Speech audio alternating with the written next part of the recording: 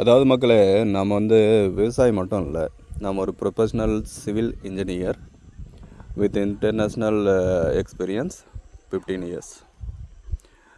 இன்னும் 10-15 டேஸில் நான் துபாய் போயிடுவேன். இப்போ ஒரு 3 மாதமாக வீட்டில் தான் இருந்தேன், வேலையை விட்டு இப்போ திரும்ப துபாய்க்கு ஜாப் கிடைச்சிருக்கு. அதுவுமே ப்ரீ ரெக்ரூட்மெண்ட் சர்வீஸ். எந்த பணமும் கட்ட வேண்டியதில்லை. எந்த பணமும் கட்டாமல் ப்ரீ ஜாப் கிடைக்குமா ஃபாரினில் அப்படின்னாக்கா கண்டிப்பாக கிடைக்கும்.